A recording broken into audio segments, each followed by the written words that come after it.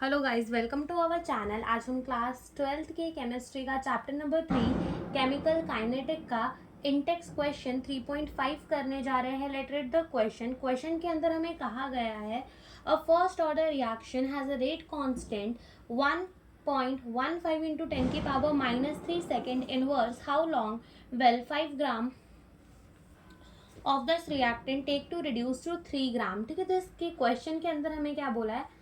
Question के अंदर हमें बोला है कि हमारा फर्स्ट ऑर्डर रिएक्शन है जिसका रेट कांस्टेंट हमें दे दिया है, यानी कि के हमें दे दिया है, दैट इज 1.15 इंटू 10 की पावर -3 सेकेंड इनवर्स। ठीक है, और हमें बोल दिया है कि जो इनिशियल कंसंट्रेशन है ना रिएक्टेंट की, वो कितनी है? 5 ग्राम। उसके बाद कुछ समय बाद जो कंसंट्रेशन बची है रिएक्टेंट की, वो कितनी है? 3 ग्राम।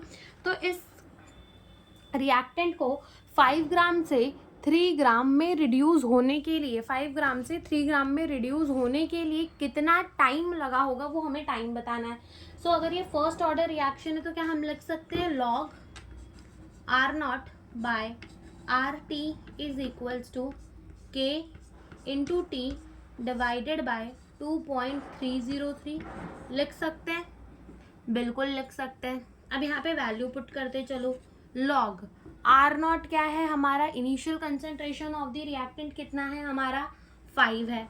ठीक है, फाइनल कंसंट्रेशन रिड्यूस होकर कितना बचा है? 3 बचा है। इज इक्वल्स टू के हमें गिवन है जी, बिल्कुल 1.15 इंटू 10 की पावर -3 इंटू हमें क्या निकालना है? टाइम निकालना है। ठीक है, डिवाइडेड बाय क्या कर देना है? 2.303 कर देना है। ठीक है, अब हम क्या करेंगे? log 5/3 की वैल्यू, ठीक है, यही यहाँ पर ये मेन है कि log 5/3 की वैल्यू क्या होगी। तो देखो, जब हम 5 डिवाइडेड बाय 3 करेंगे तो कितना आ जाएगा? 1.66। ठीक है, 1.66। तो log ऑफ 1.66 इंटू 2.303 ऊपर आ जाएगा मल्टीप्लाई होने, डिवाइडेड बाय 1.15 इंटू 10 की पावर -3 इज इक्वल्स टू क्या हो जाएगा? टाइम के बराबर। अब हम इसको सॉल्व कर लेंगे और हमारा टाइम आ जाएगा। तो सबसे पहले आता है कि log 1.66 की वैल्यू हम कैसे निकालें। तो कैलकुलेटर को यूज कर हम इसकी वैल्यू निकाल सकते हैं, साथ ही साथ log टेबल को देख के भी निकाल सकते हैं। तो अभी मैं कैलकुलेटर से आपको बता देती हूँ। देखो, करना क्या होता है, 1.66 की वैल्यू निकालनी है तो उसे लिख लो। ठीक है, 1.66 हमने लिख लिया। अब इसको 13 टाइम रूट करो। 1 2 3 4 5 6 7 8 9 10 11 12 13 -1 कर दो एंड मल्टीप्लाई बाय 3 5 5 8 कर दो। ठीक है, तो ये आ गया हमारा कितना? 0.22।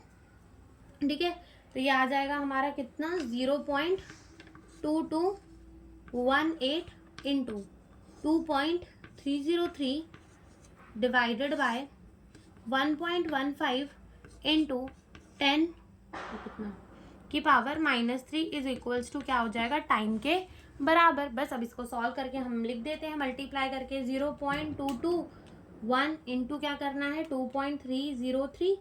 तो ये हमारा कितना आ जाएगा? 0.508963 डिवाइडेड बाय